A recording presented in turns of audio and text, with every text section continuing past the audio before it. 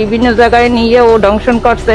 কোরআন শরীফ নিয়ে কিরা করছে যে মানে কবুল বললে বিবাহ করছে। বরিশালে এক খোঁজ দেয়া ওই মেয়েকে বস করছে।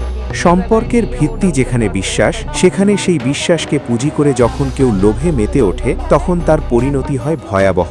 আজ আমরা আপনাদের শোনাব বরিশালের এক তরুণীর গল্প, যাকে ভালোবাসার নাম করে নিঃস্ব করে দিয়েছে এক প্রতারক। কোরআন শরীফ নিয়ে কোরআন শরীফ নিয়ে কিরা করছে যে মানে কবুল বললে বিবাহ করছে। সে আমাকে বিয়ের স্বপ্ন দেখিয়েছিল, আমাকে কুয়াকাটায় নিয়ে গিয়েছিল। এরপর বরিশালের একটি ভাড়া বাসায় টানা 6 মাস আমাকে রাখা হয়। সে কোরআন শরীফ ছুঁয়ে শপথ করেছিল আমাকে বিয়ে করবে, কিন্তু সব ছিল অভিনয়। তার আসল উদ্দেশ্য ছিল আমার পরিবারের টাকা আর স্বর্ণালংকার।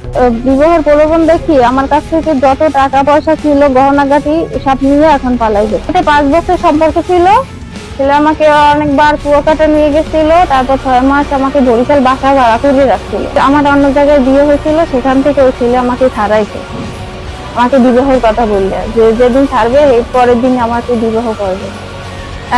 সেটা বললে আমাকে নিয়ে গেছে, মানে কাজী অফিসে নিয়ে গেছিল। ছাড়ার পরে নিয়ে যেয়ে কাজী অফিস দিয়ে আমার ফেরত আসতে বলছে রবিবার কাবিন করবে। সে আমার মেয়েকে কোনো জাদুটোনা বা মোহাচ্ছন্ন করে ফেলেছিল। মেয়ে আমাদের কোনো কথাই শুনত না। সে বাড়ির নগদ টাকা, জমানো গয়না সব ওই প্রতারককে দিয়ে দিয়েছে। এখন সেই লোক সব নিয়ে উধাও, আর আমরা পড়ে আছি দেনা আর লোকলজ্জার মুখে। কিন্তু আমাকে কোনো কথা মেয়ে শুনতে পারছে না। বরিশালে এক খোঁজ দেয়া ওই মেয়েকে বস করছে। বস করিয়া ওই মেয়েকে ওই ইমরান যা বলে সেই করে, কিন্তু আমাকে কোনো কথা মেয়ে আমাকে শোনে না। আমার মেয়ে কইছে তুমি যখন আমার ছাড়াইছো, এখন তুমি আমার বিবাহ করো। কইছে আচ্ছা ঠিক আছে, তুমি অমুক দিন বরিশাল আসো। আমার মাইয়া করছে আমার ঘরে যত যাই জিনিস আছে ওই লইয়া বরিশাল নিয়ে নাকি বিক্রি করিয়া ওই টাকা ওরে দেশে ওই জায়গায় নিয়ে ও দংশন করছে।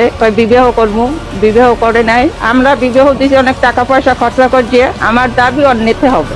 ভুক্তভোগীর আগে এক প্রবাসী যুবকের সাথে বিয়ে হয়েছিল। অভিযুক্ত ব্যক্তির সাথে পরকীয়ায় জড়িয়ে তার সেই সংসার ভেঙে যায়। এরপর বিয়ের প্রলোভন দেখিয়ে ওই ব্যক্তি দিনের পর দিন তরুণীর কাছ থেকে বড় অঙ্কের টাকা হাতিয়ে নেয়। আমরা বিষয়টি তদন্ত করছি এবং আসামিকে ধরার চেষ্টা চলছে। স্বামী বিদেশ থাকে, তো এর স্বামীর বাড়ির এক ছেলের সাথে পরকীয়া সম্পর্ক হতে পারে। স্বামী জানতে পারে একে, ডিভোর্স দেয়। ডিভোর্স হওয়ার পরে ওই ছেলের সাথে সম্পর্ক গড়ে ওঠে এবং তাকে প্রলোভন দেখিয়ে। এই ঘটনা আমাদের চোখে আঙুল দিয়ে দেখিয়ে দেয় যে আবেগ আর অন্ধবিশ্বাস কতটা বিপজ্জনক হতে পারে। যখন আইনি প্রক্রিয়া চলছে, তখন একটি পরিবার তাদের হারিয়ে যাওয়া সম্মান আর সম্পদ ফিরে পাওয়ার অপেক্ষায় দিন গুনছে। বিচার হয়তো মিলবে, কিন্তু এই বিশ্বাসঘাতকতার ক্ষত কি আদেও শুকাবে?